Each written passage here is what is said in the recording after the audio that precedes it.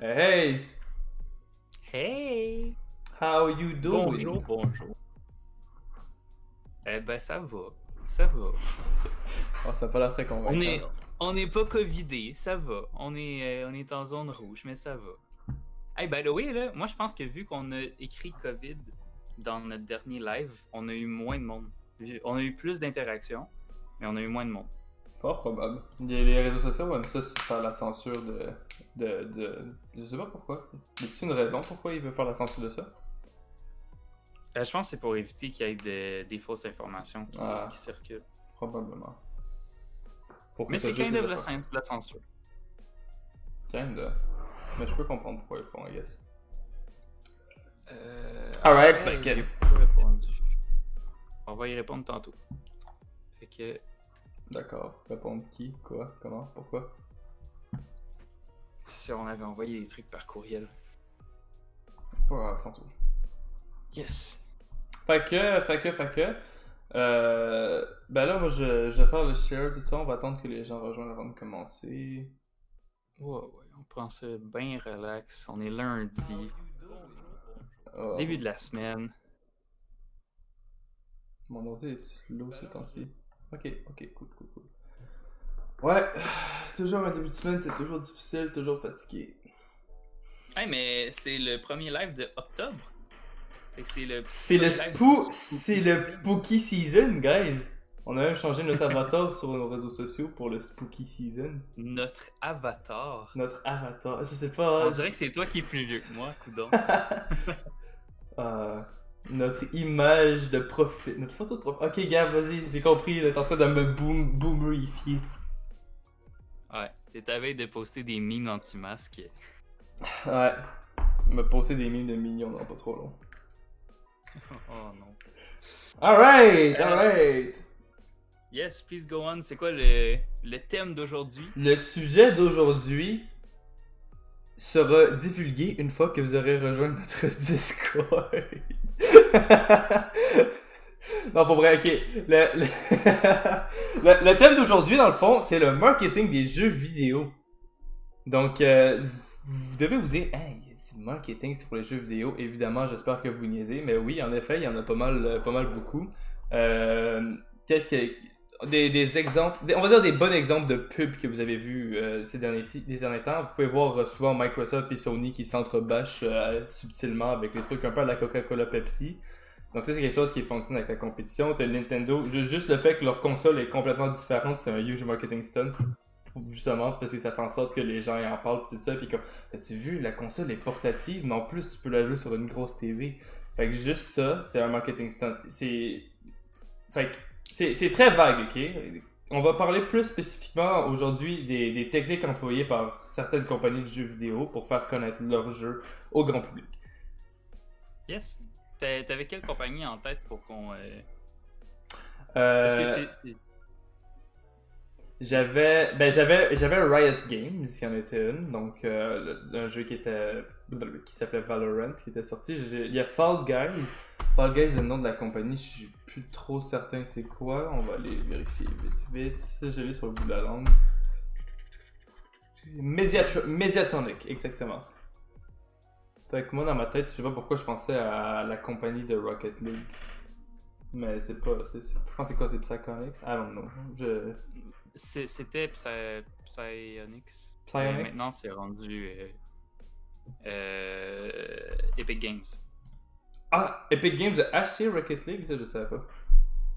Ouais, mais ça fait quand même longtemps, genre 2-3 ans. Je pensais qu'ils avaient acheté les droits pour le mettre sur leur plateforme. Je pensais pas qu'ils avaient acheté le jeu en tant que tel. Ouais, attends, je suis peut-être en train de dire. De la fausse information. Let's hope that you do not.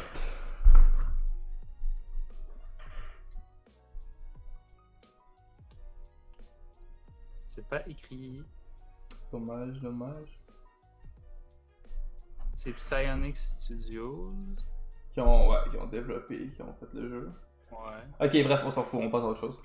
On va. Mais c'était cool, Rocket League. Y'a combien de temps sur Rocket League, ça déjà? Pas tant de temps que ça. Tu sais, j'allais ouvrir Steam pour regarder, t'as combien de temps? Ouais, ok, sure, je vais regarder. T'es quand environ 5000 heures? Non, non, non, non. Non, c'est pas Lego Batman quand même. Ouais. Quand même! 3425. My god, t'as tellement joué, c'est une scène. Point 1. Ah. Dans ma tête, c'était genre, 500. Fait, bref, Olivier, toi, avant qu'on commence, est-ce que toi, il y en a qui t'ont épaté ces temps-ci? Est-ce que. Non, ok, pas qui t'ont. Parce que ceux qui t'ont épaté ces temps-ci, c'est ce que là tu vas dire Fall Guys, Among Us, puis les jeux récents. Moi, je vais. On peut pas dire ces temps-ci. Il y en a-tu qui t'ont impressionné, des tactiques marketing, mais qui datent? Impressionné, ouais, qui date, ouais. Il y en a quelques-unes. La première, je me rappelle, c'est Skyrim. Skyrim, Ok. ils ont rien fait de spécial, hein. Ils ont juste fait une vidéo, mais la vidéo avait. Il n'y avait pas de gameplay. Le gameplay, c'est des séquences de jeu, là. C'était uniquement une vidéo, un court-métrage qui avait été fait. Puis avec ce court-métrage-là, c'est ça qui a lancé la saga, ben pas la saga, là, mais l'envie pour Skyrim, puis c'est pourquoi il y a eu beaucoup de monde. Sinon, les deux autres jeux dans lesquels que je voulais parler, c'était Call of Duty, puis la franchise de EA Sports, FIFA. Les deux, ils ont utilisé en 2016-2017. Yes, quoi? Non, vas-y, continue. Je suis dans ma tête, c'est comme à chaque année, ils release un jeu à chaque année pour que les gens à chaque année achètent le jeu, puis c'est une habitude qui s'attache au produit. Ouais, ben, il y a ça. Parce qu'on s'entend, les jeux de sport, il n'y a pas grand-chose qui change, à part Les joueurs, mais le on nom des s'entend, joueurs. ok, que les, je sais pas, je joue pas vraiment au jeu de sport, ok. Je sais qu'il y a des fois il y a des petits changements par-ci ou par-là, mais qu'est-ce que je me dis, c'est qu'ils sont tellement en train de profiter des joueurs, ces compagnies-là, c'est intense, parce que quand tu y penses, la plupart des jeux qui sont en ligne sont gratuits. La plupart des jeux, on va dire les plupart des jeux en ligne qui sont gratuits, ok, déjà là. Ils font des mises à jour récurrentes, comme par exemple League of Legends. League of Legends, ça fait plus de 10 ans qu'ils font des mises à jour, le jeu est gratuit. Là, vous allez dire, oui, mais Alex, tu peux acheter des skins sur League of Legends, tout ça, c'est comme ça qu'ils font leur argent. Je suis d'accord avec toi. Mais l'affaire, c'est que FIFA, le jeu, il coûte, à chaque fois, à chaque année, c'est 69,99 avant taxe. Et en plus de ça, eux autres, il y a un système de microtransactions pour l'option Dream Team, je pense, je sais pas comment ça s'appelle, pour ouvrir des packs de cartes, donc tu gamble en plus de ça. Donc, Mais ça, il n'y en a plus, non? C'est rendu illégal. c'est Les rendu. loot crates, c'est ça. Ok, mais c'est sûrement une sorte de loot crate modifié. Parce que les loot crates, ça existe encore. Je sais pas. En tout cas, Ça, moi, je ça, peux parler de la ça- franchise NHL, là, mais les autres, Ok, pour FIFA, je sais pas si ça a changé, ça se peut très bien que ça a changé. Moi, la dernière fois que j'avais joué, par contre, il y avait le système de microtransactions pour ça, mais il reste à quand même avoir un système de microtransactions dans le jeu en tant que tel. Ouais, les Qui- microtransactions, c'est pas parti, mais les loot crates, ça, ouais. Parce que quand il y a de la chance, il paraît que ça a été Parce que c'est du Game Boy. rendu. C'est ça, exact. Puis vu qu'il y a des jeunes qui jouent à ce jeu-là, fait que je sais pas quelle manière ils ont utilisé pour contourner, là, Moi non mais plus, mais je sais qu'il y a des compagnies qui ont contourné. Comme League, il y a un système de Game Ball, mais involontaire. Donc, mais c'est ça. Ce que je voulais dire, c'est une des stratégies qui avait été intéressante, c'est Call of Duty, c'était dans le temps de Advanced Warfare, puis ouais. FIFA 2018, je pense. En tout cas, les Non. deux, ils ont fait une. Attends, Advanced Non? Warfare, c'est genre 2014. Fait que 2014? ça serait FIFA 2014. Je vais aller regarder. Advanced Warfare, c'est celui avec les. C'est 2014 Advanced Warfare, ouais. C'est c'est le premier jeu qui ont introduit les exoskeletons où est-ce que tu peux. Ouais, c'est ça. Ok. que Ben ça, c'est- ils ont été all-in sur la pub, puis ils sont allés all-in sur les influenceurs. Puis maintenant, ce qu'on voit, c'est. Il n'y a plus ça. C'est pas vrai. Tu sais, des gros events. Non, non, non, mais aussi gros que ça, il y en a pas. Genre, il y a eu The Division qui ont fait un truc avec les youtubeurs français, puis oui. C'est pas vrai ça. Parce que Valorant, c'est exactement ce qu'ils ont fait. Ils ont fait un gros événement. Valorant, Mais Valorant, ils ont payé juste des centaines de content creators qui ont joué genre presque 12 heures par jour pendant une semaine complète. Puis les ouais, spectateurs. pour jouer, ouais, mais c'est parce qu'Advanced Warfare puis The Division, ils ont fait des trucs, mais en dehors du jeu. Genre dans Ah, ok, l'univers. ok. C'est ça, ils ont dépensé, je sais pas combien ils ont dépensé, là, mais c'était des grosses sommes. Ouais. The Division, en fait, Ubisoft, ils sont très forts là-dessus. Là. Il avait fait ça avec The Division. C'est quoi celui avec les. C'est un autre Tom Clancy. Wasteland? Non, pas Wasteland. Ghost Recon? Ouais, c'est ça, Ghost Recon Wasteland? Ouais, on a même. C'est Ghost Recon, Le truc, Ghost Recon Wasteland, yeah. C'est un open world. Ouais, c'est ça. Celui que t'es genre au Costa Rica, là. Ouais. Ouais, c'est ça. Ben, ça, il avait fait. Il avait fait des vidéos thèmes avec des YouTubers. Puis, c'est ça. The Division, c'était un clip musical, puis avec d'autres trucs. Il y avait Squeezie aussi à un moment donné qui avait fait un truc pour Overwatch. Ça se peut, mais PewDiePie a fait une vidéo pour Advanced Warfare aussi dans le temps. C'est ça, exact. Mais maintenant, on voit plus ça parce que, ben, on peut en parler là, du phénomène des influenceurs. Il y a eu comme trop d'influenceurs que, ben, ça vaut plus tant la peine d'investir parce que, dans le fond, c'est pas les chiffres, le nombre d'abonnés qui compte. T'sais, mettons qu'on a genre PewDiePie qui est le plus gros, ben c'est sûr PewDiePie, tu vas investir puis tu vas quand même avoir un retour sur investissement, mais c'est pas le fait qu'il y a, je m'en rappelle plus, il est rendu à combien là, d'abonnés? Genre il était à 110 millions environ. Je peux pas te dire le chiffre exact. Là, j'ai arrêté l'équipe Shrek depuis un bout. Mais tu sais, ces vidéos, ils ont pas 110 millions de vues. That's my point. Non, il y a environ 10% de... Il y a environ... Même pas. C'est entre 1 et 10%. Ça dépend des vidéos qu'il fait de views par vidéo. Ce qui est quand même une scène qui fait une vidéo par jour, 1 million de... C'est quand même beaucoup. Mais ouais, c'est pas mal moins. La raison, par exemple, la raison pourquoi PewDiePie a autant d'abonnés, c'est juste parce que c'était on va dire un emblème de YouTube. Puis là, il a tellement été souvent au top que là, les gens ont associé PewDiePie au top. Puis éventuellement, quand il a commencé à perdre sa place, c'est que les gens ont commencé à mass subscribe pour qu'il reste au top. Mais l'affaire, c'est que l'engagement n'est pas nécessairement resté. Contrairement, on va dire, à une chaîne en ce moment, il y a 5 ans, cette chaîne-là, elle avait 8000 abonnés. Maintenant, elle est présentement à 45 millions d'abonnés. On parle en fait de MrBeast. Donc, MrBeast, lui, il a environ... Il y a environ entre le tiers et la moitié de ses abonnés qui regardent ses vidéos en général. Donc entre 15-20 millions 15-20 millions de views par vidéo. Ce qui est énorme. C'est énorme comme engagement. Ben c'est ça. Fait que là, c'est rendu quelque chose qu'on regarde plus quand on est des marketeurs. On regarde plus l'engagement de ceux qui interagissent avec le contenu. Fait que tu sais, un view, ça veut rien dire. La personne a pu juste voir l'émission ou juste voir l'image, puis sans réagir, sans avoir d'appartenance ou tu sais, ça veut pas dire qu'elle va engager avec le contenu puis qu'elle va nécessairement faire un achat ou une transaction. Fait que c'est pour ça que là, on voit maintenant. Fait que c'est là que c'est intéressant que tu parles des stratégies que Fall Guys, Valorant, puis c'est quoi l'autre jeu que tu voulais parler? C'était les deux, je pense. C'est Among Us, mais c'est une autre catégorie, ça. C'est pas du tout la même chose. Ok. Ben, parle de ces deux-là, Valorant puis Fall Guys. Avant, je voulais mentionner quelque chose. Tu sais, tu parlais qu'ils font plus vraiment de gros événements là, pour les annonces, tout ça. Semi-vrai. Parce que ils font l'affaire, il y a une affaire avec Twitch qui est intéressante, c'est qu'il y a des primes des fois sur des annonces ou des affaires comme ça. Dans le fond, qu'est-ce qu'ils font les streamers, c'est que, comme mettons, on va dire que tu es un streamer, ok, tu as 15 000 personnes qui te regardent en direct. Qu'est-ce que tu peux faire toi, c'est que tu te fais payer si tu regardes la vidéo, ce clip-là en direct avec tes viewers.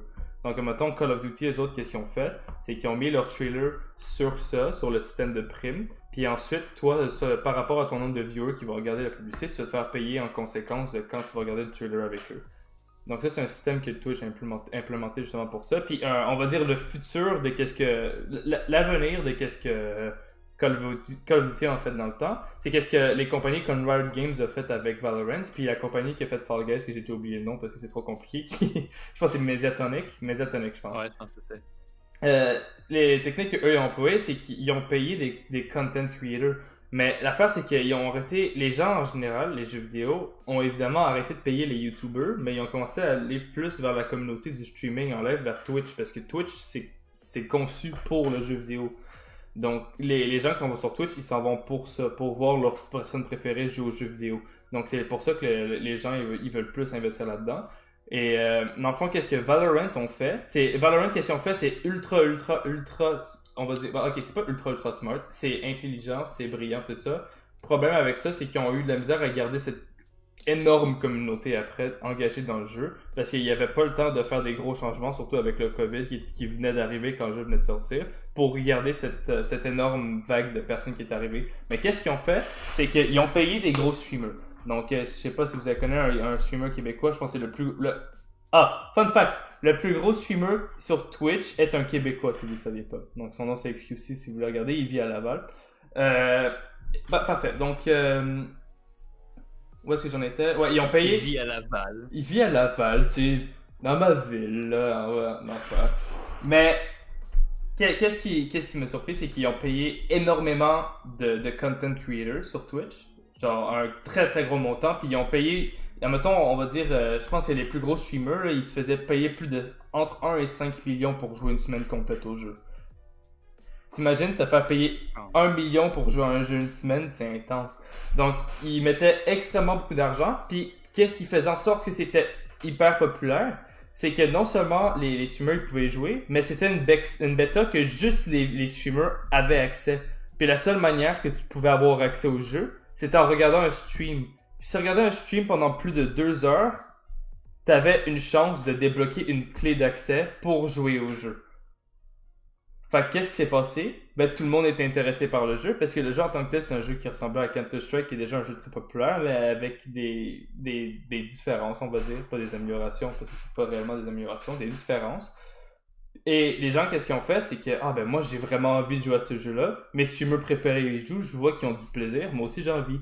Fait que le nombre de viewership a brisé des records. Je pense qu'il y avait près de 1 million de personnes en live qui regardaient des streams Valorant, ce qui est énorme.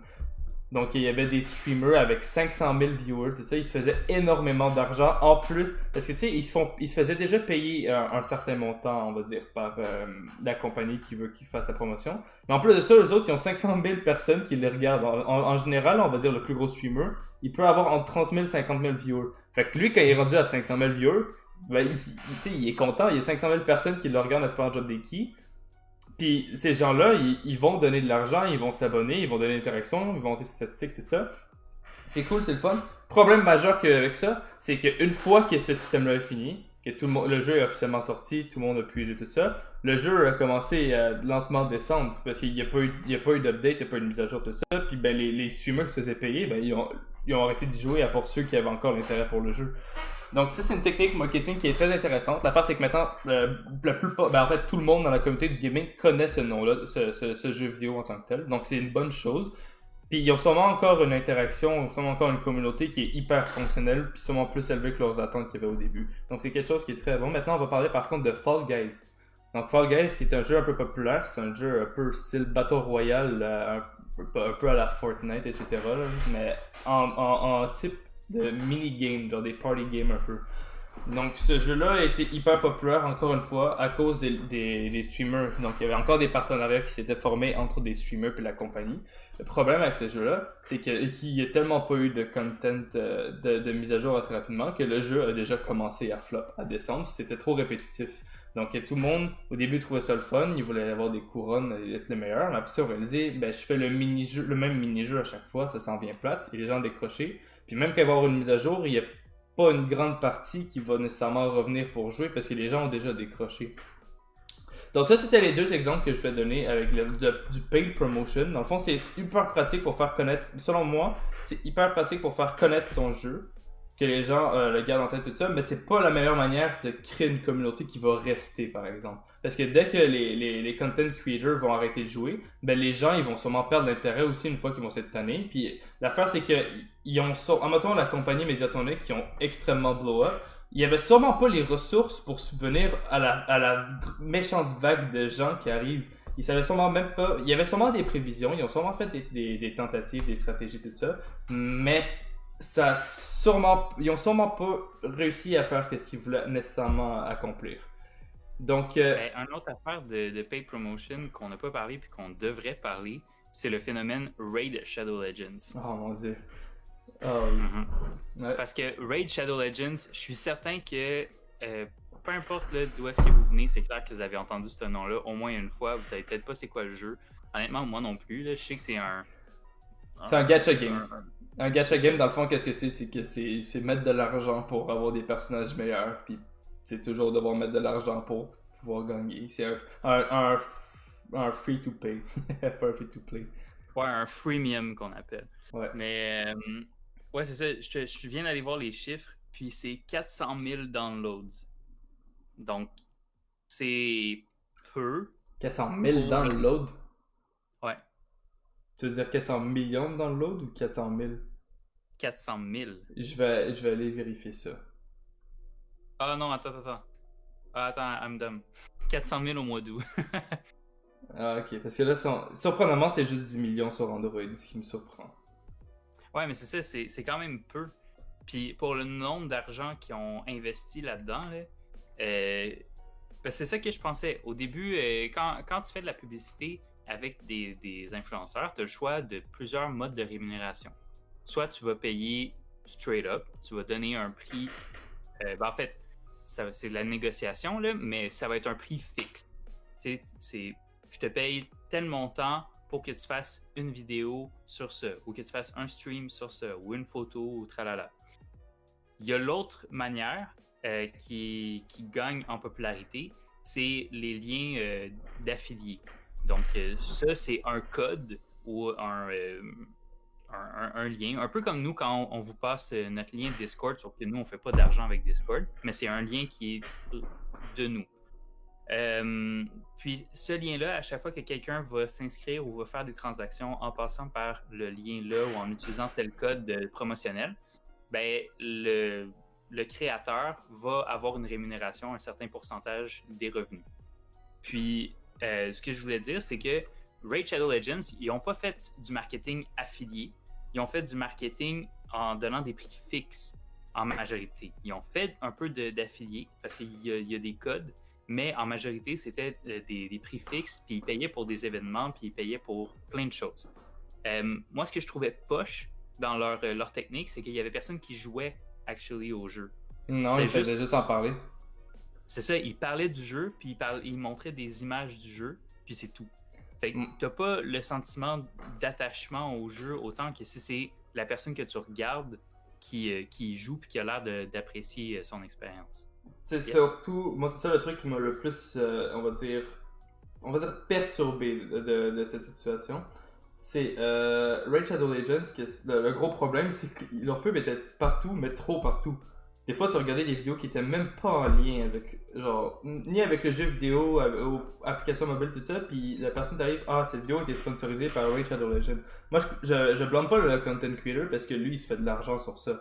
Mais Raid, pourquoi? C'est sûr que tu fais connaître le nom de ton jeu à plus de personnes qui ont sûrement jamais entendu parler de ça auparavant, mais ils vont juste connaître le nom, ils vont jamais le télécharger, ils vont jamais le faire. L'affaire c'est que connaître quelque chose c'est bien, mais quand t'as pas d'engagement puis tu veux juste connaître, ça change absolument rien. Donc ça donne pas des bons consommateurs non plus. Ils vont télécharger, c'est tout. Ce que j'ai à dire, c'est peu importe le marketing que tu vas utiliser en jeu vidéo, le plus grand facteur dans ce secteur-là, ça va être la chance. C'est soit le produit que tu vas deliver, c'est sûr que la qualité de ton jeu vidéo va forcément jouer un impact majeur, que si c'est un jeu vidéo de merde, on va se dire. Mais la chance joue un énorme facteur. Puis c'est là que je vais entrer en jeu avec le troisième jeu. C'est là que je vais parler du troisième jeu dans le fond que je voulais dire tantôt, qui était le jeu qui boom, qui est populaire en ce moment. Ça s'appelle Among Us. Donc je suis pas mal sûr que tout le monde connaît ça. Je regarde sur Snapchat maintenant du monde que j'ai jamais vu jouer aux jeux vidéo qui pose des screenshots de leur Among Us sur leur téléphone. Donc Among Us. Je vais un peu raconter l'histoire du jeu. Le jeu a été design au début pour les téléphones, donc il a été conçu pour mobile au début. Donc si vous avez déjà joué, c'est pour ça que tout est un peu gros avec la souris, donc c'est un peu plus facile de jouer avec une souris que touch, whatever. Bref. Donc le jeu a été connu il y a 2 ans pour téléphone, a connu un très faible succès. Si je me trompe pas, éventuellement, il y avait une moyenne de 6 personnes par jour de connectées sur les serveurs. Puis 2 ans plus tard, ils voulaient fermer les serveurs, fermer le jeu. Mais avant ça, ils ont fait on va le sortir sur ordinateur le jeu, puis ils ont sorti sur ordinateur. Un peu plus tard encore, il y a un streamer populaire du nom de Soda Poppin qui a commencé à y jouer. Il s'est dit ben moi je vais jouer avec ça mes amis, ça a l'air le fun ce jeu-là, puis tu sais, ça a l'air intéressant. Cette personne-là, elle a joué avec ses amis à ce jeu-là. Puis ensuite, les viewers ont adoré ça, ils ont trouvé ça entertaining. Puis après ça, ils ont continué, puis après ça, ils ont joué avec d'autres streamers, puis les streamers ont fait des grosses collaborations, puis tout ça, puis c'était rendu qu'au final, il y avait entre 400 et 600 000 viewers par jour qui regardent ce jeu-là en ce moment. Ou entre le facteur chance, ça fait 2 ans que ce jeu-là est sorti. Ils n'ont pas fait de marketing, ils n'ont pas nécessairement fait de bouche à oreille, ils n'ont pas partagé le jeu à personne, pourtant maintenant, c'est un des jeux les plus joués du moment. En fait, le jeu le plus joué du moment, le jeu le plus acheté sur Steam en ce moment. Ben, pas de tous les temps, mais du moment. Puis je vais dire les facteurs qui ont fait en sorte que ce jeu-là, selon moi, pourquoi ça boom, pourquoi ça a augmenté, puis pourquoi c'est rendu insane. Facteur numéro 1, le prix. Le jeu est 5$. On s'entend que 5$, c'est rien contrairement aux jeux qui sont présentement 70$ avant taxe. 69,99$ avant taxe. Ils vont monter à 79,99$ si je me trompe pas. Fait que 5$, c'est absolument rien.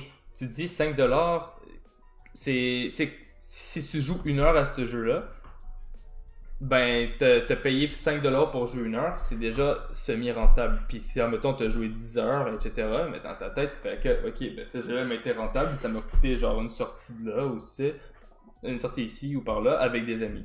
Donc le jeu est extrêmement cheap, c'est pour ça que, une des raisons selon moi pourquoi les gens ont commencé à lâcher après avoir vu les streamers jouer. Numéro 2, c'est un jeu qui se joue entre amis, mais tu peux jouer aussi avec des économies, of course, évidemment, mais l'affaire c'est un jeu qui se joue entre amis entre 10 personnes. Donc le contenu du jeu, c'est parler avec les autres, parler avec ton entourage, parler avec ton ami. Le jeu en tant que tel, il y a des simili gameplay, mini-games, mais l'affaire, c'est que le jeu, c'est de convaincre les autres que c'est pas toi l'imposteur, de convaincre... Donc l'objectif, c'est de convaincre les autres que c'est pas toi l'imposteur, de dire c'est lui le tueur, c'est lui qui a fait ça, il a fait quelque chose de suspicious. Donc, raison numéro 2, c'est le fait de jouer... C'est un jeu entre amis, pas cher, puis que pas mal que tu peux pas le jouer partout parce que tu peux jouer sur téléphone, sur ordinateur. Et le facteur numéro 3, les streamers, évidemment. Je pense qu'on l'avait déjà mentionné. Mais les streamers, c'est qu'est-ce qui ont fait boom le jeu. Puis ça, c'est quelque chose qui va toujours arriver. Dès qu'un streamer commence à jouer un jeu, puis j'ai du fun, puis c'est un jeu qui était pas connu, il va commencer à de plus en plus être connu, puis il y a d'autres personnes qui vont commencer à jouer, etc. Donc ça, c'est sûr, mais l'affaire, c'est que l'engagement est resté, parce que le jeu en tant que tel, il a réussi à entertainer les gens entre amis. Mais, comme j'ai dit, c'est la chance qui a fait en sorte que ce jeu-là fonctionne. Ce jeu-là était passé du fait qu'ils voulaient fermer leur serveur, parce qu'ils se pensent que leur serveur était conçu pour 50 personnes, à avoir une moyenne de 100 000 et 250 000 personnes en live sur les serveurs. Quand les serveurs, ils pouvaient à peine supporter jusqu'à, je pense, 50 000. C'est quand même intense. Le jeu a été développé par 3 personnes, hein. Il y a 3 personnes qui ont travaillé sur ce jeu-là. T'imagines, toi, ta situation, en 1 mois plus tard, ton jeu, tu pensais qu'il était fini, qu'il allait fermer. Puis 1 mois plus tard, tes servers sont en train de overload, t'as juste tes lumières rouges partout qui fait alert, puis comme qu'est-ce qui se passe, qu'est-ce qui s'est passé. Ouais, ben aussi, là maintenant, il y a des memes qui ont été Ah faits. oui, les fameux memes. Il y a des gens qui jouent même pas aux jeux vidéo qui maintenant connaissent le jeu. Puis, non, c'est ça, c'est rendu trending sur les réseaux sociaux. Puis, non, c'est une bonne... C'est pas une stratégie marketing en tant que telle, parce qu'ils ont rien fait pour ça. C'est littéralement de la chance. Littéralement, ben ouais. Ben je sais pas en fait comment est-ce qu'ils vont handle ça. T'sais, ils vont peut-être devoir faire de la pub par après pour des mises à jour ou... Probablement, mais pour l'instant, ils voulaient faire une suite à Among Us, je sais. Ils voulaient faire un 2 parce qu'il y avait design le jeu pour qu'il fonctionne. Le engine était vieux de 2 ans. Ils disaient que ça leur prendrait trop de temps pour tout ça le fixer. Fait qu'ils voulaient sortir un 2, un Among Us 2 que les gens achètent tout ça. Finalement, ils ont cancellé le projet parce qu'ils se sont dit le 1 a déjà énormément d'attractions. Si on fait, à la place d'essayer de switcher ces gens-là puis les convertir pour le 2, ben on va prendre ces gens-là puis on va essayer de les garder pour le premier, tu sais. Donc, ils vont sûrement rajouter des cosmétiques, des skins pour que les gens puissent acheter, puis ben, de plus. Puis, ils vont sûrement rajouter. Ils ont dit qu'ils allaient rajouter du contenu comme plusieurs cartes, etc. Peut-être d'autres modes de jeu. Donc, c'est ça. Ah, C'est le facteur chance. Le facteur chance, c'est un facteur qui est ultra important. exact. Ben, on peut le transposer pour pas mal de compagnies aussi. Là. T'sais, la chance, ça fait partie du monde entrepreneurial, ça fait partie du marketing. Ça se peut là, des fois qu'on fasse une campagne marketing et qu'on ait 0 résultat. Ça se peut qu'on en fasse une campagne marketing avec un budget très réduit puis qu'on ait des résultats de malade.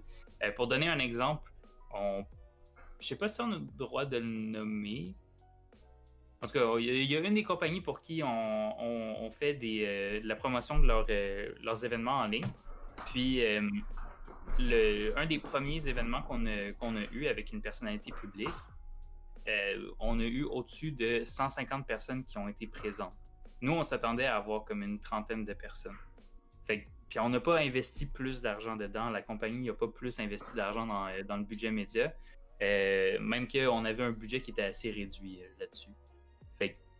Des fois, la chance, ça fait en sorte que, peut-être qu'il y a quelqu'un qui a partagé, puis que cette personne-là, elle a encore repartagé à une autre personne, puis que ça a touché une personne qui était dans un groupe, puis qu'elle a partagé à ce groupe-là, puis après ça, le groupe a été intéressé. Donc, c'est ça, la chance, ça fait partie de tout aussi. En effet. Fait que j'ai parlé pendant un petit bout. Est-ce que toi tu voulais parler justement d'un autre jeu vidéo? Tu veux parler de quelque chose de plus ancien ou tu veux parler plus d'abord des consoles à la place de justement les jeux vidéo? Moi j'en ai. Moi je peux parler de la compétition Microsoft-Sony au début. Si j'ai des choses à dire sur ça si tu veux. Oui, ben, on peut parler de les tactiques qui sont utilisées pour le jeu vidéo en général. Parce qu'il faut le dire, hein, le jeu vidéo au début, c'était voué à l'échec. T'sais, les premières consoles qui ont sorti, il n'y avait personne qui achetait ça. Puis c'est à un certain moment donné que là, ben, ils ont réussi à avoir un boom puis de l'intérêt. Puis après ça, là, ça l'a pu continuer. Mais au départ, c'était pas très populaire auprès de la populace. Mais ouais, c'est ça, il y a une tactique qui est employée par notamment Xbox. PlayStation, je ne sais pas s'ils le font eux aussi, mais c'est de vendre les consoles à plus bas prix, puis d'aller chercher les revenus sur les jeux. Non, ok, non, ils font ça. PlayStation, en fait, toutes les consoles font ça en général. Quand ils vendent une console, quand ça va sa console, ça la vend en perte. À chaque fois que vous achetez une console, ben en fait, tu peux pas dire toutes les consoles. J'ai que PlayStation, Xbox, ça fait ça. J'imagine que la Switch aussi, ça serait pareil, mais je peux pas vous le garantir. Je sais pas, parce que la Switch, c'est quand même. L'affaire, c'est que le hardware, il est basic, je suis d'accord avec toi. Mais l'affaire, c'est que peut-être que le design des controllers en tant que tel est plus difficile à faire, vu que c'est genre des slides dans des rails en Bluetooth, avec l'écran tactile, peut-être que c'est l'écran aussi, il y a quelque chose, ou le fait que en fait, tu dois fit ton hardware. Faut pas t'oublier que ton hardware de ta console doit fitter dans une tablette. Donc, faut pas que tu oublies que tu es capable de jouer à des jeux en 1080p sur un tout petit écran comme ça. Ben, ça descend à 120p, mais quand tu le transfères, ça fait 1080, là, mais... Donc, c'est ça. Mais bref, en revenant à nos moutons, il faut se dire que chaque console que vous achetez est à perte pour eux. L'argent qu'ils se font sur le jeu, c'est lorsque vous achetez les jeux de la console, ben eux autres, ils font une commission sur chaque jeu qu'ils vendent. À moins que ce soit eux qui ont fait leur propre jeu, là, 100% de revenus reviennent à eux. Mais on va dire, moi, je veux acheter, je sais pas, moi, Call of Duty sur Xbox. Si je m'avais acheté Call of Duty sur Xbox, ben Microsoft, eux autres, ou Xbox, whatever, ils vont faire un pourcentage de la vente. Donc, si j'achète un jeu à 79,99, ben l'entièreté de mon argent va pas aller à je pense c'est quoi, c'est Activision qui ont fait, Call of Duty, whatever, là. Ouais, non, ça a été transféré après, je pense. Ben, je sais pas, Treyarch ou whatever, tous les noms de compagnies qui ont 10 millions de Call of Duty. Mais, c'est ça. Fait, il y a un pourcentage qui vont venir à PlayStation, puis les autres, c'est comme ça qu'ils se font de l'argent. En général. Puis ils se font encore plus d'argent quand c'est digital parce qu'ils n'ont pas besoin d'avoir le branding de la pochette, d'imprimer les CD, de faire le shipping, puis de payer les retailers. Comment tu dis ça en français déjà? Distributeur. Merci, les distributeurs font donc comme EB Games, tout ça. Ouais, eux, ils ont de la misère ces temps-ci avec le. Mais, Ben, ouais, avec pas mal d'affaires, là. ouais, c'est surtout que c'est un peu old school, puis les gens commencent à tout acheter digital. Fait que les gens ont pas envie de se déplacer en général, à part les collectionneurs, ou ceux qui aiment mieux avoir une copie physique, ce qui est rare en général, c'est les collectionneurs qui préfèrent avoir ça. Donc il faut qu'ils essaient de trouver des alternatives pour que les gens viennent dans leur magasin. C'est ceux qui ont essayé la plupart. Donc maintenant, je sais pas si vous savez, mais avant eBay Games c'était pas mal juste des jeux vidéo. Maintenant il y a plus de cosmétiques que de jeux vidéo en tant que tel. Donc si vous voulez avoir des toutous, des jeux, des statues, des figurines. Donc il faut un maximum d'efforts pour attirer la clientèle autre que les jeux vidéo parce que les gens ont plus envie de se déplacer pour les acheter. Ils peuvent les acheter dans leur confort chez eux en ligne. Mais sais-tu pourquoi? Est-ce qu'ils essaient d'encourager le plus possible les gens à acheter des jeux version digitale? Genre qu'ils essayent d'enlever des CD? Pour vrai, j'ai pas l'expression exacte. Moi, dans ma tête, c'était sûrement pour réduire les coûts de production pour c'est Même tout pas. ça. Tes coûts sont absorbés par la vente. C'est pas ça le truc. Il y a deux choses. La première, c'est que. Tu peux pas revendre tes jeux, je pense. C'est ça, c'en est un, j'imagine? Ça, c'en est un. Ouais, tu peux pas revendre tes jeux, which means que, tu sais, avant, pour les vieux de la gang, là, les clubs vidéo, où est-ce que tu pouvais aller louer des jeux vidéo ou aller acheter des jeux usagés, ben ça se fera plus. Parce que t'es obligé d'avoir la version digitale. Puis qu'est-ce que ça fait quand t'achètes la version digitale s'il n'y a pas d'usagers? T'es obligé d'acheter à plein prix à chaque fois. Fait que t'as plus de revenus. Ouais, puis tu peux pas prêter ton jeu à ton ami pour qu'il le finisse. Il faut. Ça, par contre, je trouve ça poche. Ouais. Pour être honnête, c'est. PlayStation, ils le font, mais c'est. Non, c'est mais. C'est pas en ligne, ils le font? Ouais. Ouais, mais faut que tu sois connecté sur le compte. Fait que l'autre, il a pas le droit de jouer en même temps. Mais c'est comme ça sur Steam, c'est comme ça sur Xbox aussi. Qu'est-ce que j'aimais avec Xbox, c'est que tu peux faire des transferts de licence. Donc, une fois que tu as acheté un jeu, tu peux transférer la licence de ton jeu à un autre compte. Tu peux faire ça une fois par mois, si je me trompe pas. Ah. Ça, je trouvais ça nice parce que j'ai un ami qui avait, quand j'étais plus jeune, il avait lâché Xbox pour aller sur PlayStation. Puis il avait vendu ça à Xbox, puis il m'avait donné son compte. Donc moi, j'ai fait un transfert de licence, puis j'ai transféré tous les jeux qu'il avait achetés sur mon compte. Donc maintenant, les jeux étaient licenciés à mon nom. Mais, ouais, ok. Fait que là, on a parlé de ça. Moi, qu'est-ce que je voulais dire, par contre, c'est qu'au début, qu'est-ce que je pensais que tu voulais en venir en disant qu'Xbox vendait moins cher? Je pensais que tu voulais dire qu'ils vendaient moins cher contrairement à la compétition, pas qu'ils vendaient à perte. Mais... Ben, en général aussi, vu que Microsoft, ils font des revenus ailleurs qu'avec les consoles, ben, ils peuvent se permettre de réduire les prix encore plus. Ben, c'est ça que je voulais... C'est justement là que je voulais entrer... que je voulais parler. Je voulais parler de comment Xbox en tant que tel c'est devenu populaire. Bon, Xbox original, c'était pas mal similaire à PlayStation, mais PlayStation était en croissance ultime, donc Xbox a eu vraiment de la misère à porter compétition. Xbox avait des petits exclusifs comme Halo, je sais même pas s'il y en avait d'autres que Halo, des notables à mentionner. Mais Halo qui était extrêmement populaire. Qu'est-ce qui a fonctionné? C'était... déjà là, ils ont sorti la Xbox 360 une année en avance, avant la PlayStation 3. Xbox 360 qui était la next-gen console, tout le monde voulait se l'acheter parce qu'elle sortait une année avant PlayStation. En plus de ça, la console sortait avec quand même une vaste liste d'exclusivités. Et en rajouter par-dessus ça, ben déjà que tu étais backward compatible avec certains jeux, donc tu peux jouer avec tes anciens jeux de console sur cette console-là. Donc ça, c'est un autre facteur qui a fait en sorte que la console était populaire. Puis, non seulement c'est sorti un an avant, mais la PlayStation, quand elle est sortie un an après, coûtait plus cher que la Xbox qui s'était sortie un an avant. Un bon 200$ américains. Je pense que c'était 299 US. Non, c'était 399 US, si je me trompe pas, la Xbox 360. Puis c'était 599 US la PlayStation 3. 599 US dans ce temps-là, là, on se le dit, là, c'est 399 il y a un bon 10 ans presque. Même pas plus que 10 ans, c'est il y a 14 ans déjà. Presque 15. C'est énorme. C'était énorme. Aujourd'hui, la PlayStation 5 va être 599 US, le même prix que 15 ans. On s'entend que l'argent vaut plus nécessairement la même chose que dans ce temps-là, surtout dans l'industrie du jeu vidéo. Donc, c'est pour ça que Xbox 360 ont dominé le marché au début. Je dis au début parce qu'après ça, PlayStation a rattrapé vu qu'ils ont fait d'autres stratégies après, puis Xbox sont plantés carrément, sont tirés dans le pied, mais on n'en parlera pas, ok? On va parler du début. Donc, juste le fait qu'eux, ils ont vendu leur console moins cher pour une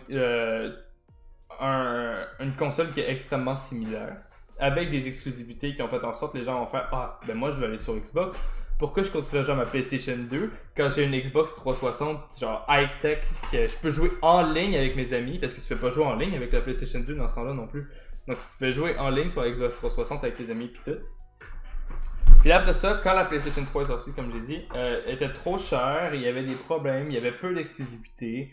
Le seul avantage qu'il y avait, c'est que tu pouvais regarder des Blu-ray discs ou des DVD discs directement dans le PlayStation. Tandis que Xbox, il fallait que tu achètes une machine à côté pour pouvoir écouter des HD DVD. Je sais pas si tu t'en rappelles, les petites boîtes rouges là. Ouais, c'est ça. Avec les HD DVD. C'était un peu underwhelming, c'est pour ça que les gens ont un peu décroché sur la HD DVD. Puis les gens, à la place, c'était drôle parce qu'éventuellement, ça coûtait extrêmement cher les Blu-ray, les machines Blu-ray dans ce temps-là. Je sais pas si tu t'en rappelles. Donc les gens, à la place d'acheter des Blu-ray, éventuellement, se mettaient à acheter des PlayStation. Parce que c'était plus rentable d'acheter une PlayStation que d'acheter un lecteur Blu-ray. Mais Blu-ray qui est une technologie par ailleurs qu'on utilise encore de nos jours. Non, hein. C'est totalement mort. Ben, Mais ils sortent encore des Blu-ray movies, non? En copie physique. en copie physique, ouais, mais la majorité c'est tout rendu digital. Ouais, non, obviously. Netflix. Ouais, Netflix, Amazon Prime, hein, faut le dire. Amazon Prime. Il commence à. Ben, tu parles tu parles des vidéos, là? Ouais, excuse. Amazon Prime Video. Prime Video, oui. Yeah, non, eux autres ils ont commencé à faire de l'effort pour de vrai. Ils ont commencé à avoir des séries et puis des films qui en valent plus la peine. Il y a The Boys que je voulais regarder justement, que j'ai pas encore écouté. Mais Netflix demande encore la compétition sur moi, surtout qu'ils ont acheté Cobra Kai. Wow. See you in January. Le 8 janvier, je vous avertis tout le monde, je disparais de la surface de la Terre, je vais binge-watch Cobra Kai toute la journée. J'espère qu'ils vont sortir tout d'un coup, pas en episode, whatever, une fois par semaine, whatever. Non, c'est clair qu'ils vont lâcher ça. Mais ils ont déjà fini le tournage en plus, je pense. Ils ont fini le tournage genre l'année passée, c'est juste que c'est à cause que c'était encore les deux. C'était comme. Netflix puis YouTube est en train de négocier pour l'acheter, je sais pas trop, là. Fait que la transition, etc. Mais ils sont déjà en train de shooter pour la saison 4, parce qu'ils ont déjà fini la saison 3, ça je te dis. I know. Mais let's get back to video games. Fait que on parlait de. Ouais, dans le fond, PlayStation ils ont fait une remontée par contre. Ils ont commencé à réduire les prix, à faire des versions slim. Ils ont commencé à sortir des jeux. Donc The Last of Us, Uncharted, Ratchet & Clank, tous les jeux que vous voulez PlayStation exclusifs. Je pense qu'il y avait genre Killzone, j'ai jamais joué à ça, ou Resistance, des jeux qui étaient bof. Il y avait Little Big Planet. Ils ont commencé à sortir des exclusifs. Le prix descendait, donc la PlayStation a recommencé à refaire surface. Pendant ce temps-là, Microsoft avait l'idée la plus révolutionnaire ever, qui a flop complètement. Ils sont arrivés avec Kinect. Ils pensaient que c'était le futur. Vous allez devenir la manette. Dans le fond, qu'est-ce qu'ils ont essayé de faire? C'est qu'ils ont essayé de faire un peu comme Wii, mais sans manette. Et ça aurait pu fonctionner, mais... Oui, mais non. Sorry. Ce mauvais jeu de mots n'était pas endorsed par Handshake. Ouais, c'est correct. Mais le problème, c'est que les jeux qui venaient avec la Kinect qui étaient... C'était pas des jeux que t'avais envie de jouer. C'était vraiment... C'était extrêmement bof, les jeux pour vrai qui ont sorti. Mais tu sais c'est qui a été les plus grands acheteurs de la Kinect? C'est pas les... Je suis certain que c'est pas. Je suis sûr que c'est les programmeurs. Genre pour le... pas les programmeurs, mais... Je suis sûr que c'est des gens qui ont besoin de visual censor autre que le jeu vidéo, clairement. Fait que. Ah, ça serait en quoi? Je dirais ingénieur, mais ingénieur c'est vague quand même. En médias interactifs, il y en a beaucoup. Puis il y a un autre domaine, c'est les activités paranormales. Ça fait, je te jure, c'est des gens qui ont, parce que la Kinect, il y a comme, faut expliquer un peu comment ça fonctionne les sensors. C'est genre plein de petits points qui sont, dans le fond, la Kinect fait comme une carte de la pièce dans laquelle que t'es avec des points. Fait que là, ils sont capables de savoir c'est quoi la profondeur des objets. Puis, ce que nos amis, les chercheurs d'activités paranormales, ils ont trouvé, c'est que parfois, il y a des bugs. Fait que parfois, on voit que les points, ils varient parce qu'il y a des fluctuations. Puis, c'est tout le temps des calculs qui se font. Fait que ça arrive parfois qu'il y a des bugs, puis ça reset. Donc, c'est ça. Fait que là, quand ils vont pour explorer des endroits ou faire des... je sais pas, là, des trucs d'activités paranormales, là, ils vont utiliser ça pour détecter les présences autres. Mais sinon, oui, t'avais raison, c'est les programmeurs aussi qui utilisent ça pour... Parce que j'ai vu... L'affaire, c'est que c'est une alternative plus cheap que d'acheter des huge camera sensors. Donc, j'ai vu des exemples de gens qui utilisaient ça en programmation. Je pense que j'ai vu aussi une vidéo sur Internet, c'est une personne qui voulait lancer un ballon sur un mur.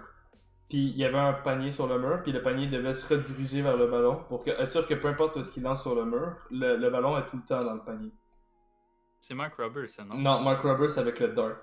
Mark Roberts avec un Dart, puis c'est une caméra genre presque 50 000 $, lui. Ah, ouais, c'est vrai. C'est pas pareil. Not a guy. L'autre, il l'a fait, je me rappelle plus de son nom, je sais que c'est un YouTuber ingénieur, il fait des affaires smart. Puis c'est ça, il a utilisé une Kinect comme sensor. Très, très smart, mais la Kinect n'a pas servi vraiment dans l'industrie du jeu vidéo. Parce que, étonnamment, les gens ils aiment ça jouer avec une manette aux jeux vidéo. Je sais pas si vous en doutiez, mais en fait, ça aurait pu fonctionner, mais ils ont juste mal exécuté. Puis le plus gros problème qui a causé on va dire, la perte de la Xbox 360 vers la fin contrairement à la PlayStation 3, c'est qu'ils ont mis toutes leurs ressources sur ça à la place de mettre leurs ressources sur quelque chose d'autre. Puis pendant ce temps-là, PlayStation, eux autres, ils ont continué, puis ils ont fait PlayStation Move qui n'a pas tant marché non plus. PlayStation, ils ont pas... Mais ils ont pas... L'affaire, c'est qu'ils ont pas mis toutes leurs ressources sur PlayStation Move, contrairement à Xbox. Ils ont passé à autre chose. Ils ont juste volé... Eux autres sont pas cassés la tête, ils ont dit, la Wii, ça fonctionne, et si t'en avais deux? Ouais. Il aurait réalisé aussi que ça fonctionnait pas tant. Puis l'autre exemple le plus proche, c'est peut-être la réalité virtuelle, là, genre le Oculus ou le... Ah, mais ça fonctionne, c'est différent. Ça fonctionne, c'est différent. Ils l'ont bien exécuté, eux. Ils l'ont bien exécuté. C'est ce que tu as besoin de hardware puissant, pis ça. Il y a des jeux qui sont meh. Ouais, c'est ça, il n'y a pas tant de consommateurs. Il y en a quand même beaucoup. Mais c'est parce que c'est cher, c'est pour ça qu'il n'y en a pas tant, je trouve. Selon moi, c'est pour ça. C'est déjà qu'il faut que tu aies un ordi qui soit quand même pas mal performant, qui soit apte avec la réalité virtuelle. Il faut que tu achètes les équipements qui sont variés entre 500 et 1000 et plus encore, là. Ah, ok, t'as payé plus que ça, c'est pour ça que tu fais un Wii de la tête comme ça. Non, moi j'ai rien payé, mais... Ah oui, c'est vrai, c'est gratuitement, je suis chanceux. C'est ça. Influencer. Puis là, la dernière chose, parce que je viens de voir qu'il est déjà 6h51, c'est rare que c'est moi qui radote autant que ça, on va faire avec, hein. Pour une fois, profite-en. À vous, hein.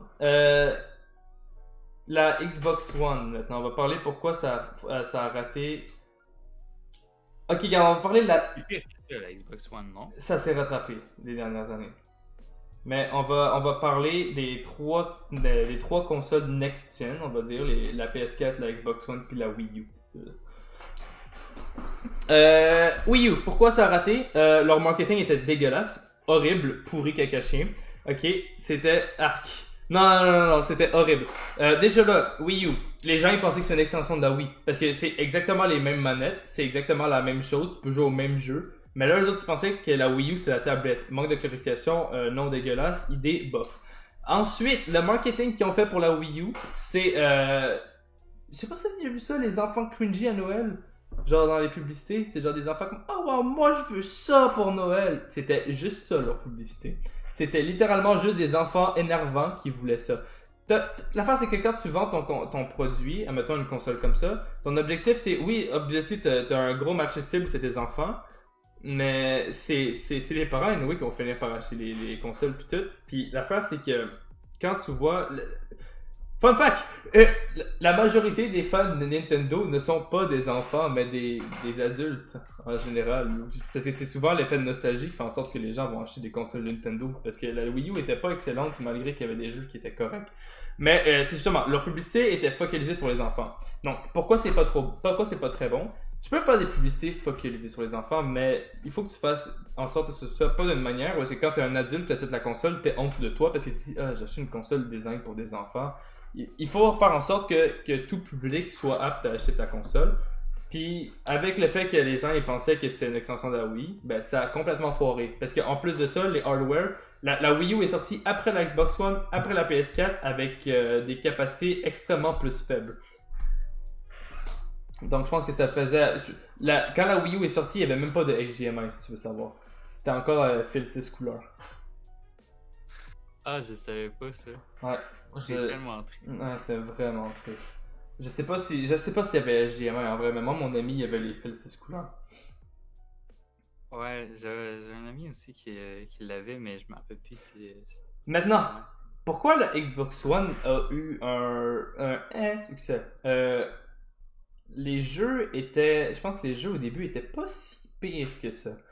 T'avais des exclusivités comme Dead Rising 3 qui était maintenant sur Xbox. Quand même bon jeu. Parce que t'avais Rise of Rome, que le jeu était extrêmement beau pour son temps. Fait que les gens ils voulaient absolument y jouer. Le problème, le jeu était extrêmement court. Puis il y avait rien à revisiter vraiment.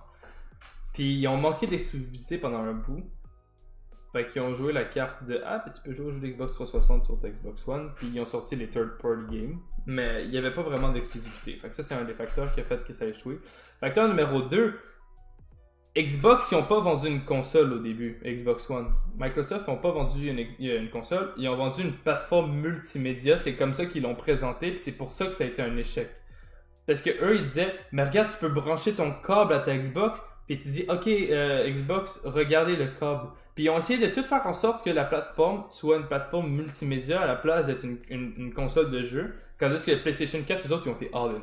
Ils ont été, non, nous on est une console de jeu, bam exclusif. Ah, vous avez aimé The Last of Us? Tiens, The Last of Us, c'est juste pour toi. Puis ils sont rentrés en force. La PlayStation Plus, ils donnaient déjà des jeux, bam, plus de jeux. Xbox ensuite, ils ont commencé à suivre avec Gold, etc. Fait que c'est pour ça que PlayStation a pas mal pris là-dessus. Parce que c'était. Ils ont juste réussi à acheter les gens avant Ils ont réussi à acheter les gens avant que les consoles sortent. Puis là, Xbox a peu l'avantage de sortir un an en avance. Les deux consoles sont sorties pas mal en même temps et à un prix. Je pense que la PlayStation était moins chère cette fois, mais je suis pas certain. Pourquoi la PlayStation était moins chère? Parce que la Kinect était avec la Xbox One. Ah, ouais, ok, oui, je pense que t'as raison. Ouais. Donc là, Xbox, ils sont carrément tirés dans le pied. Déjà qu'ils avaient perdu le concours de popularité vers la fin de vie de la Xbox 360. Ils se sont rattrapés avec plusieurs choses en réalisant que c'est une console de jeu. Donc, ils ont commencé une affaire, donc je sais pas si tu as entendu, ça c'est une des affaires les plus... C'est une des affaires les plus intelligentes qu'ils ont faites en vrai. Autant côté marketing que pour la plateforme, etc. Le Game Pass. Dans le fond, le Game Pass a un prix extrêmement cheap. Pour de vrai, je pense que le premier mois, c'était 1$, puis après ça, c'était comme 12$ par mois. Donc 12$ par mois, ça peut sembler cher. L'affaire, c'est que tu as accès à une énorme bibliothèque de jeux. Donc toutes les first party games. First party, dans le fond, qu'est-ce que ça veut dire? C'est que c'est les consoles qui sont exclusives les jeux qui sont exclusifs à cette console-là. Donc toutes les first party games étaient exclusifs. Toutes les exclusivités étaient disponibles gratuitement si tu payais l'abonnement avec plein de jeux. Puis en plus de ça, ils ont fait des contrats avec plein d'autres compagnies. Donc ils ont justement acheté EA Sports. Donc tous les jeux qui étaient EA étaient disponibles aussi sur... ils n'ont pas acheté EA Sports, ils ont acheté le EA... Ils ont fait une collaboration avec le EA Game Pass. Donc les deux, c'est rendu la même chose. Puis là, les jeux sont tous dans la même plateforme. Donc ça fait en sorte, il reste 3 minutes, on va me dépêcher, que ça a commencé à monter. Puis là, ils commencent à regagner un peu de popularité ces temps-ci. Ils ont sorti la Xbox One Xbox One X, qui était la console la plus puissante sur le marché, la première qui avait un render 4K, tout ça, puis les gens étaient comme « Wow, c'est cool, c'est cool ». Donc c'est ça. La Switch qui est arrivée sur le marché après, mon dieu, j'ai juste fait l'histoire des jeux vidéo, en fait, c'est quand même boring quand je repense. Mais la Switch, elle, qui est arrivée, ils ont fait, ok, regarde, on va pas compétitionner avec ces deux-là qui font juste s'arracher la tête pour savoir c'est qui a les graphiques les plus puissants. Nous autres, on va faire en sorte que notre console soit révolutionnaire. Les gens, quand ils vont le regarder, ils vont faire, waouh, c'est quoi ça? Donc, la Switch. La Switch qu'il faut mentionner était pas supposée exister. C'est grâce à Pokémon Go qu'ils ont eu les fonds nécessaires pour subventionner le projet de la Switch. C'est insane pour de vrai. C'est insane parce que c'est leur plus. Je pense que c'est une des consoles les plus achetées. Ils ont dépassé la Xbox One en un prix record pour les ventes, tout ça. La Switch, la première annonce qu'ils ont faite, le reveal trailer, ils ont fixé leur problème qu'il y avait avec la Wii U. Ils ont enlevé les enfants. C'est un adulte qui est en train de jouer sur sa tablette. Puis là, il est comme, ah, c'est cool, il est en train de jouer sur une tablette. Genre, tu sais, c'est un truc, mais on a déjà une Nintendo DS, pourquoi on voudrait un weird truc comme ça? Mais le jeu sur son écran a l'air beau. Puis là, après ça, qu'est-ce que l'adulte a fait? Dans son petit penthouse, il était mettre sa console dedans, le jeu a apparu sur l'écran, il a enlevé les manettes. Comme ça. Le showcase de la Switch, comment ça fonctionne. Puis, qu'est-ce qui est impressionnant là-dedans? C'est que personne n'avait jamais vu ça sur le marché. C'était révolutionnaire. Ça peut jouer des jeux de très bonne qualité. Tu peux l'apporter partout, contrairement à la Wii U. Tu peux jouer sur ta télé en plus en bonne qualité. C'est magique, c'est la vie. Puis ben Nintendo ont super bien joué sur ça parce que maintenant la Switch, ils ont fait en sorte que Nintendo sont pas morts. ils continuent d'exister. Ouais. Ils ont bien fait, oui, je suis d'accord sur le début. Maintenant, ça l'a fait comme ça s'est essoufflé un peu, mais ils ont rajouté des jeux puis des Nintendo Direct. Mais un flop monumental, c'est le Nintendo Cardboard ou une affaire de même, là, le Nintendo Labo. Ouais, Nintendo Labo. Mais c'est pas un flop, c'est juste. Il y a beaucoup de gens qui l'ont acheté pour leurs enfants. Mais je pense que c'est quand même un huge flop pareil. Le problème, c'est que le but du jeu, c'est de faire des trucs, comme de l'origami en carton, on va dire. Ouais, mais c'était 60$. C'est ça l'affaire. Tu faisais juste l'origami en carton. Là, t'es comme, ouais, mais tu peux faire des trucs avec ta manette puis jouer. Mais l'affaire, c'est que tu jouais 15 secondes puis t'étais déjà tanné puis tu voulais pas y retourner. Donc, ok. Je peux faire juste une chose par carton. Je suis d'accord avec toi que le Nintendo Labo, c'est un big flop. Mais l'affaire, c'est que la console est tellement.